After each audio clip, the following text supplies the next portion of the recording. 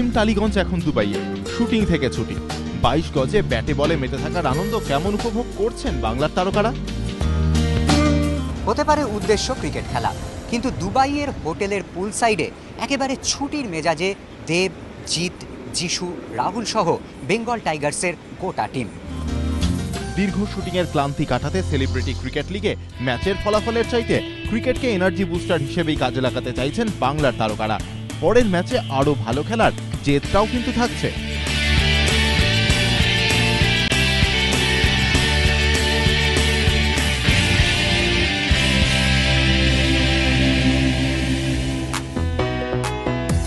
খেলা আর অবসরে বন্ধুদের সঙ্গে খুনসুটির মাঝে এবিপি আনন্দের মুখোমুখি হলেন দেব। কোনো রাগ ঢাক না করে একেবারে ব্যক্তিগত জীবনের সব প্রশ্নের উত্তর দিলেন অকপটে। খোকাবাবু এবার 22 গজে, তা আবার কলকাতায় নয়, ভারতেও নয়, সুদূর দুবাইয়ে। আমার সঙ্গে দেব। 22 গজে ক্রিকেট খেলতে দুবাইয়ে কেমন লাগছে? ভীষণ ভালো এক্সপিরিয়েন্স, কারণ এর আগে যতবারই ক্রিকেট খেলেছি আমরা সবটাই কলকাতার মধ্যে বা কলকাতার আশেপাশে। প্রথমবার ইন্টারন্যাশনাল মাঠে গিয়ে খেলবো, তো ভীষণ ভালো লাগছে। আই থিঙ্ক তুমি তো শুটিং করতে করতে হংকং থেকে দুবাইয়ে এসেছো, কিসের শুটিং করছিলে? শুটিং ছিল খোকা 420-এর গান চলছিল আর কি, তো ওইখান থেকে ডাইরেক্টলি আমাকে এখানে আসতে হলো। বাট এটাও একটা ভালো এক্সপিরিয়েন্স, কারণ আমার পুরো টিম এখানে খেলছিল। তো লাস্ট ম্যাচটা আমি খেলতে পারলাম না, কারণ আমি হংকংয়ে ছিলাম ওই সময়টা। বাট এই ম্যাচটা মেড ইট আ পয়েন্টকে না আমি এখানে এসে খেলবো, অ্যান্ড অলরেডি কমিটেড ছিল, তো সেই জন্য ডাইরেক্টলি ওইখান থেকে এখানে চলে এলাম। আর সবচেয়ে বড় কথা ইন্টারন্যাশনাল মাঠে খেলাটা একটা আলাদা মজা আছে। কি কি সিনেমা শুটিং করছো এখন? সবে খোকা 420টা শেষ হলো, চাঁদের পাহাড়টা শুরু হবে, সেটা আই থিঙ্ক মার্চ আর্ধেকের মধ্যে, 15 মার্চ থেকে টার্গেট করছি আমরা চাঁদের পাহাড়টা শুরু করার জন্য। আদারওয়াইজ আরেকটা ছবি যেটা আরম্ভ হওয়ার কথা চলছে, সেটা হচ্ছে রংবাজ, সুরিন্দা ফিল্মসের ছবি। তোমার অনেক দিনের ইচ্ছে ছিল যে অন্য ধরনের ছবি করবে, এবং অ্যাট লাস্ট সেটা হচ্ছে চাঁদের পাহাড়। সবাই চাঁদের পাহাড় বইটা পড়েছে, ইনফ্যাক্ট যারা বাঙালি, যারা আমি যাদের সঙ্গে কথা বলেছি, তারা তো প্রত্যেকেই বইটা ভালো করেই পড়েছে বা ভালো করেই শঙ্করের ক্যারেক্টারটা খুব ভালো করে জানে। তো সেই জন্য আমি খুব ভয়ে আছি, কারণ প্রেশারটা অনেক বেশি হয়, কারণ একটা আইকনিক ক্যারেক্টার করতে চলেছি। সেখানে একটু যদি ভুল হয়, একটু ভুল ত্রুটি হয়ে যায়, তো প্রচুর কেস খাবো। বাট তার চেয়ে বড়ো কথা, I think it's going to be a dream role for me. যেই ধরনের আমরা প্ল্যান করছি, কমলেশ্বর দা যিনি ডিরেক্টর ছবির, উনি কালকেই এসছেন আর কি সাউথ আফ্রিকা থেকে। ওনার সঙ্গে অনেকক্ষণ কথা হচ্ছিল। মানে আমি এটা বলতে পারি, যদি ছবিটা আরম্ভ হয়, শুটিংটা যদি আরম্ভ হয়, যদি আমরা ঠিকঠাক শেষ করতে পারি, বাংলা ছবি কেন, হিন্দি ছবিতে এরকম দৃশ্য বা এরকম সিনারিও দেখানো, মানে it will going to B completely international film. তোমার প্রত্যেক ভক্তদের প্রশ্ন তোমার কাছে, শুভশ্রীর সঙ্গে ব্রেকআপ হয়ে গেছে, পূজার সঙ্গে তোমার নতুন প্রেম। না গো, এটা কমপ্লিটলি রটানো কথা। আই ডোন্ট থিঙ্ক সো, কারণ 4 বছরের সম্পর্ক শেষ হতে আর নতুন সম্পর্ক শুরু করতে অনেকটা টাইম লাগে। যারা সম্পর্ক করেছে বা যারা রিলেশনশিপে আছে, তারা হয়তো ভালো করে বলতে পারবে। ইটস এ কমপ্লিটলি রুমার, কারণ কী হচ্ছে না, একজন ছাড়ছে তার একজনের নাম জড়ানো একটা ব্যাপার চলে আসে নর্মালিভাবে। তো আই থিঙ্ক সেখান থেকে, but very honestly speaking, I am very much single. And সত্যি কথা বলতে গেলে সময়ও নেই, কারণ ভালোবাসা বা ভালোবাসার জন্য হয়তো সময়টা খুব ইম্পর্টেন্ট, সেটা হয়তো আমি দিতে পারলাম না, তার জন্য হয়তো এইসব কিছু হলো। দিশেহারা মনে ব্যথা সুখ পেতে দিয়েছি তো আমি এই বুক পেতে, দূরে দূরে তবু কেন সাথিয়া, দূরে দূরে তবু কেন সাথিয়া। দিশেহারা মনে ব্যথা সুখ পেতে দিয়েছি তো আমি এই বুক পেতে, দূরে দূরে তবু কেন সাথিয়া, দূরে দূরে তবু কেন সাথিয়া। আই থিঙ্ক ক্যারিয়ার নিয়ে বলবো না কি, কারণ আমি প্রথম দিন থেকে ক্যারিয়ারকে নিয়ে সিরিয়াস ছিলাম। কি এখন খুব বেশি সিরিয়াস হয়ে গেছি তা বলে একদম না, কারণ এখন ভালো ভালো ছবি আসছে, মানে চাঁদের পাহাড়ের পর আরেকটা ভালো ছবি আছে, তো সেটাও নিয়ে কনসেন্ট্রেট করতে চাই। আর কী হচ্ছে না, পূজা বলো বা অমুক বলো তুমুক বলো, জাস্ট বিকজ আমি যেই পজিশনে আছি, সেই পজিশনে একটা দাম দিতে হয় আমাকে অনেক সময়। মানে হয়তো আমি কিছুই করলাম না, বাট আমার পজিশনটা এরকম জায়গায় চলে গেছে যে না, এ তো একা থাকতে পারে না, definitely is such a big star, সব হিরোইনরা এর উপরে। তো আই থিঙ্ক এটা কমপ্লিটলি রটানো কথা। ওরে মন কথা শোন, যাবি চলে বৃন্দাবন, নাগরের নাগর দোলায় দুলবি নাকি বল। ওরে মন কথা শোন, যাবি চলে বৃন্দাবন, নাগরের নাগর দোলায় দুলবি নাকি বল। ওরে বাঁচাও আমায়, ওরে বাঁচাও আমায়, সুন্দরী চোর মনের ঘরে ঢুকেছে, পুলিশ চোরের প্রেমে পড়েছে, ও তারকা পুলিশ চোরের প্রেমে পড়েছে।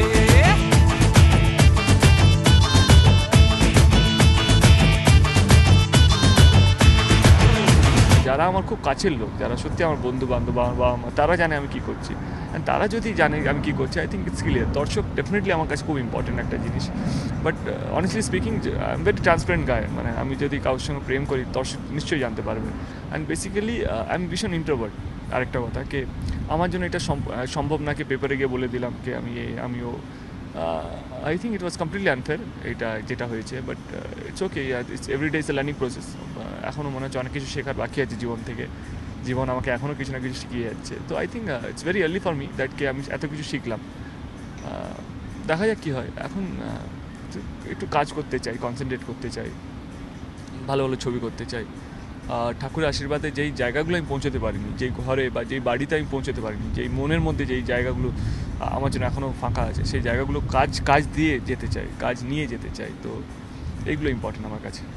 তোমার কাছে আমার শেষ প্রশ্ন, শুভশ্রীর সঙ্গে ব্রেকআপ তাহলে কেন হলো? কিছু তো অনেক কিছু কারণ থাকে না। আমার মনে হচ্ছে এটা খুব বাচ্চামো হবে যদি আমি বলি এটার জন্য, মুখের জন্য, মুখের জন্য। কারণ আমরা দুজনেই বড়, আমরা দুজনেই খুব মানে আমাদের ডিসিশনগুলো নিতে পারি। তো সেইখান থেকে আই ওন্ট ব্লেম হার কেন এটা হলো, and I don't think she should blame me also. হয়নি, হয়ে ওঠেনি, জানি না, নো আইডিয়া। বাট দুজনেই চেষ্টা করেছিলাম, হয়ে ওঠেনি। হয় অনেক কিছু ডিপেন্ড করে, হয়তো আমরা একদিন we are not made for each other, সেটা 4 বছর পর বুঝতে পারলাম। বা এরকম হতে পারে আবার we might get together, because এমন তো আমরা কথা বলছি না বা দেখা হচ্ছে না, বিকজ আমরা একসঙ্গে একটা ছবিই করছি। তো আই রিয়েলি উইশ হার লাক। নিশ্চয়ই ভালো করছে বা ভালো করবে। ওর সাকসেসটা আমার কাছে অনেক বেশি ইম্পর্টেন্ট। কারণ 4 বছর একসঙ্গে থাকার পর আমি কোনোদিনও চাইবো না ও খারাপ হোক বা এ হোক। আমি চাই সবসময় যেন ভালো থাকে, নাম্বার 1 হিরোইন হয়ে থাকে, বা যেই জায়গাটাও 4 বছর ধরে ধরেছিল তার চেয়ে অনেক উপরে যায়। That's it. একটা ভালো বন্ধু হিসেবে আমি এটাই প্রার্থনা করতে পারি, and I think she is doing well. প্রেমেরই গানে পেয়েছে মানে রাতের অন্ধকার, দু চোখে কালো মুঝে তাকালো পূবের বন্ধদার। রাত জাগা পাখি ডাকে ওই দূরে, স্বপ্নেরা ডানা মেলে রোদ দূরে দূরে দূরে, তবু কেন সাথিয়া, দূরে দূরে তবু কেন সাথিয়া। দেবের কথা তো শোনা হলো, এবার জিতের মুখোমুখি হওয়া যাক। ক্রিকেট খেলতে এসে দুবাইয়ে কেমন লাগছে? খুবই ভালো লাগছে, কারণ আমরা ছোটোবেলা থেকে শারজা অনেকগুলো ম্যাচেস আমরা উইটনেস করেছি, আমরা দেখেছি, এবং অনেকগুলো ঐতিহাসিক ম্যাচেস আমরা দেখেছি। সেখানে এসে এই সিসিএলের মাধ্যমে খেলার সুযোগটা পাওয়া, ইট ইজ ডেফিনেটলি আমাদের জন্য একটা বড় প্রাপ্তি। তোমার তো ক্রিকেট খেলা নিয়ে দারুণ উৎসাহ, আমরা দেখেওছি, তুমি ওয়ার্ল্ড কাপ দেখো, আমরা লাইভও দেখাই সেটা। নিজে ক্রিকেট খেলতে পেরে কেমন লাগছে?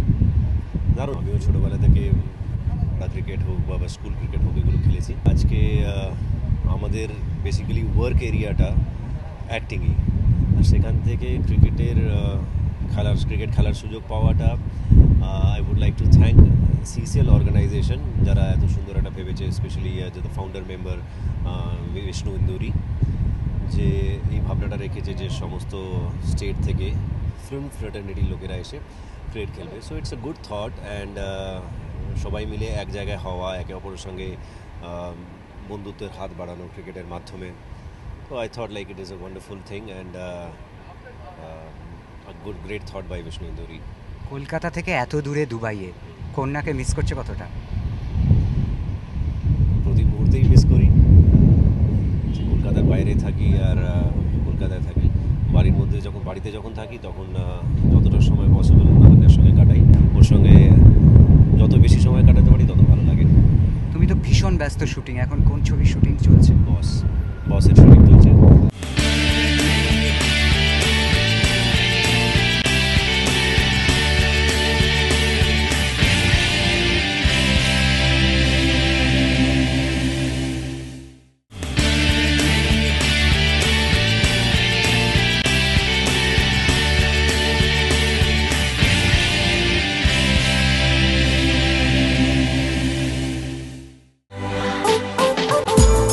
টিম ক্যাপ্টেন জিতের পর এবার শোনা যাক ভাইস ক্যাপ্টেন যিশু সেনগুপ্ত কি বলছেন। দুবাইয়ের 20 তলা হোটেলের 7 তলায় পুল সাইডে এই মুহূর্তে আমার সঙ্গে যিশু সেনগুপ্ত। অভিনেতা যিশু সেনগুপ্ত না ক্রিকেটার যিশু সেনগুপ্ত? এই মুহূর্তে আমার মানে এই বয়সে এসে দাঁড়িয়ে আজকে যে জায়গা আছে অভিনেতা হিসেবেই আছি। বাট হ্যাঁ, এক সময় ইচ্ছে ছিল ক্রিকেটার হওয়ার। 18 বছর অবধি ক্রিকেট খেলেছি, তারপরে অভিনয় লাইনে চলে আসি, এই ইন্ডাস্ট্রিতে এসে যাই। তো তারপর থেকে সেই স্বপ্নটা স্বপ্নই রয়ে গেছে। বাট আজকে ডেফিনেটলি এরকম একটা জায়গায়, এরকম একটা মানে জায়গায় এসে আমরা খেলছি, সেটা আমার কাছে একটা বিশাল বড় ব্যাপার। এই টিমের মধ্যে একমাত্র যিশু সেনগুপ্ত অত্যন্ত সিরিয়াস, টিমমেটদের যথেষ্ট বকে ঝোঁকে প্র্যাকটিস করিয়ে গোটা টিমটাকে একা ধরে রেখেছেন। সেটা ঠিক নয়। আমাদের ক্যাপ্টেন জিৎ আছে, আমাদের কোচ আছে সুশীল শিকারিয়া এবং দীপ দাশগুপ্তা। তো এরাই সব কিছু করছে। হ্যাঁ, এরা একসময় ক্রিকেটটা খেলেছি বলে এরা একটু আমাকে সিরিয়াসলি নেয় আমি যদি কিছু বলি। তো সেই কারণেই আমার টিমমেটরা আমার কথা একটু শোনে, যাচ্ছে, তার বেশি কিছু নয়। আচ্ছা যিশু, এখন তো তুমি অভিনেতা, প্রডিউসার, টালিগঞ্জে তোমার সিরিয়াল চলছে, এই যে কাজ, অভিনয়টা কি কোথাও পিছিয়ে পড়ছে? না, আমি এই মুহূর্তে ছবি করছি না, কারণ ভেরি অনেস্ট খুব সেরকম ভালো কিছু স্ক্রিপ্ট আসেনি এখনও অবধি। তো সেই জন্য আমি ওয়েট করছি। আমি এখন আগে যেরকম মানে ডেট খালি থাকলে এই ছবি করতাম, এখন সেটা করছি না। এখন প্রোডাকশানে মন দিয়েছি, প্রোডাকশানটা মন দিয়ে করছি। অলরেডি একটা শুরু হয়েছে একটা চ্যানেলে, আরও দুটো কাজ আসছে, তো সেগুলোতে বেশি কনসেন্ট্রেট করছি অ্যাজ এ প্রডিউসার। ভালো ছবি এলে ডেফিনেটলি করব। এই নয় যে আমি মানে অভিনয় থেকে পিছিয়ে আসছি। আগে যে রেটে ছবি করতাম বা যে মানে কম ভাবনা চিন্তা করে ছবি করতাম, সেটা এখন একটু বেশি ভাবনা চিন্তা করে ছবিটা করছি। That's it. পরিচালনায় আসার কোনো ইচ্ছে নেই? আছে, ডেফিনেটলি আছে। মেবি নট দিস ইয়ার, পরের বছর হয়তো। মানে নিজেই চিত্রনাট্য লিখছে? না, স্ক্রিপ্ট আমি যে খুব ভালো স্ক্রিপ্ট লিখি তা নয়। গল্প আমার মাথায় দুটো আছে টু বি ভেরি অনেস্ট। তো সেরকম সময় এলে, সময় বুঝে নিশ্চয়ই কোনো স্ক্রিপ্ট রাইটারের হেল্প নেব। দুবাইয়ে খেলতে গিয়ে বেঙ্গল টাইগার্সের অন্যতম মুখ রাহুলের কি প্রতিক্রিয়া? নিজেকে বেশ ইন্টারন্যাশনাল ক্রিকেটার মনে হচ্ছে। বেশ বিদেশে খেলতে যাচ্ছি, কিডস ব্যাগ নিয়ে, চারিদিকে লোক দেখছে, আমরা টিম মিটিং করছি, পুল সাইড সেশন করছি। এগুলো সব চিরকাল শুনেছিলাম যে স্পোর্টসম্যানদের হয়, এগুলো কোনো দিন আমাদের হয়নি। বিদেশে এসেছি প্রচুর শুটিং করতে, ঘুরতে, কিন্তু অ্যাজ আ প্লেয়ার বিদেশে আসাটা নিজের পক্ষে একটু হজম করতে কঠিন লাগছে। বিষয়টা তখনই সিরিয়াস হবে যখন আমি খুব মজাটা পাবো জিনিসটা থেকে। আমি মজা না পেলে কোনো জিনিস সিরিয়াসলি করতে পারি না। তবে হ্যাঁ, দুবাইতে এসেছি, শারজার ক্রিকেট গ্রাউন্ডের পাশে। আমি তোমাদের কথা দিচ্ছি, আমি কোনোভাবে বেটিংয়ে জড়াবো না। আচ্ছা বেশ, বেটিংয়ে তুমি জড়িও না, কিন্তু এবার প্রিয়াঙ্কা তোমার সঙ্গে আসেনি। তোমার খেলা দেখে এখানকার যদি কোনো মহিলা তোমার প্রেমে পড়ে যান, তাহলে কি করবে? আমি শুধু বেটিংয়ের কথা বলেছি, তুমি আমার মিটিংয়ের দিকে নিয়ে গেলে কেন বিষয়টাকে? যাকে না, আমি শান্তশিষ্ট, পত্নীনিষ্ঠ ভদ্রলোক। I love my wife.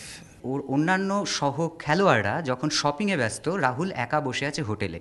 এরকম একা কেন? মানে আমি একদম শপিং জিনিসটা নিতে পারি না, আমার দ্বারা শপিং হয় না। প্রত্যেকে শপিং করতে খুব ভালোবাসে, আমি এখানে শপিং করেছি, কিন্তু আমার এখন আর শপিংটা করলে না বড্ড বেশি বউকে মিস করি। শপিংটা করলে প্রিয়াঙ্কাই আমার যা কিছু আমি পরে থাকি, যা কিছু আমি করি, সবই প্রিয়াঙ্কা কিনে দেয়। আমি নিজে একদম জিনিসপত্র কেনাকাটা পৃথিবীর বোরিংতম কাজ মনে হয়। সেটা যে লোকে এত এন্টারটেনিংভাবে কী করে করে, এত খুশি হয়ে সবাই বেরিয়েছে, এটা ভাবতেই আমার গা ছমছম করছে। আমি ঘরে বসে গল্পের বই পড়ছি।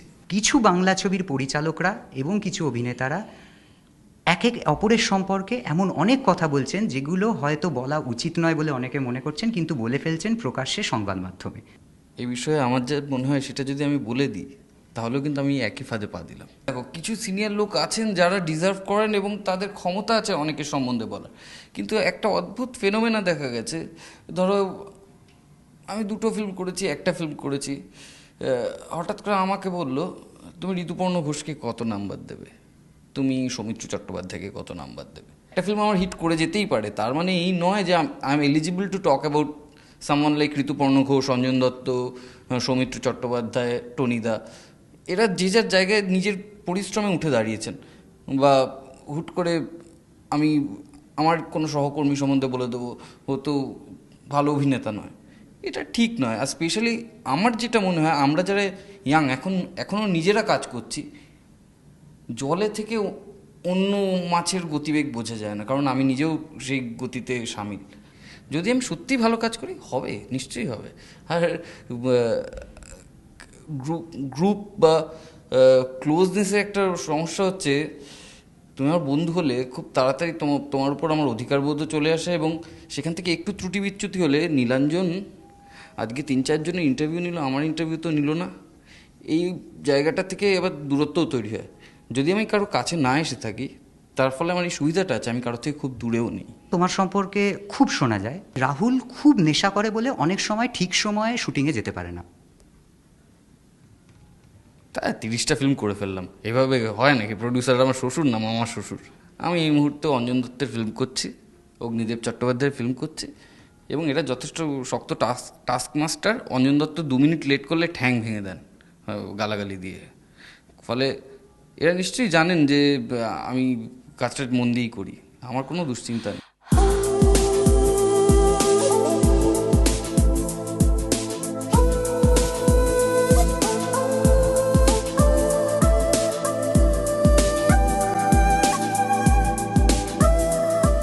বেঙ্গল টাইগার্সের প্রশিক্ষণের দায়িত্ব দীপ দাশগুপ্তর কাঁধে। টালিগঞ্জের তারকাদের ক্রিকেটের অকখ শেখানোর অভিজ্ঞতাটা কেমন তার কাছে? সত্যি কথা বলতে they've been really nice, respectful, dedicated, আর কথা শোনে। কখনো যে স্টার ট্যান্ট্রামস আমি শুনেছি কিন্তু এখন পর্যন্ত কিছু দেখতে পারিনি। আমাদের সবাইকে মেনে নিতে হবে যে ওরা এটা চেষ্টা করছে, একটা নতুন একটা ফিল্ডেতে চেষ্টা করছে, আর সেটা তো ওদের চেষ্টাটা পুরো এফর্টটা আছে। So I think that is more important rather than কে ভালো খেলছে না খেলছে, বিকজ ইটস অ্যান এক্সপিরিয়েন্স। এটা যেরকম এটা ওদের জন্য এক্সপিরিয়েন্স, এটা আমার জন্য এক্সপিরিয়েন্স। তো YONO it's like a mutual thing, যেখানে আমি কিছু ওদেরকে শেখাতে পারছি, ওদের থেকে আমি কিছু শিখতে পারছি। তো ইটস বিন ফ্রুটফুল। রণদেব ইতিমধ্যেই একটি ছবিতে অভিনয় করেছে। এবার যদি তোমাকে জিজ্ঞেস করা হয় যে তুমি কি অভিনয় করবে? আই ডোন্ট নো, আমি কখন এটা নিয়ে সত্যি ভাবিনি যে করবো ইয়া ইচ্ছে আছে, কারণ কি এখনো খেলা ছাড়া পর থেকেও I been involve with cricket আলাদা আলাদা লেভেলসে। তো কখনো ওই সময়টাও পাইনি, আর কখনো কেউ ওইভাবে বলেও নি যে করবে কিনা। তো তাই জন্য মানে ওই সিচুয়েশনটা এখনো আসেনি। তো বাট লাইক আই সেড, যদি কখনো সুযোগ আসে তখন ডেফিনেটলি, যদি কোনো ভালো সুযোগ থাকে। সব মিলিয়ে দুবাই সরগরম, মরু শহরে এটাই তো টলি ম্যাজিক। ক্যামেরায় অঞ্জন বিশ্বাসের সঙ্গে নীলাঞ্জন সেনগুপ্ত, এবিপি আনন্দ, দুবাই।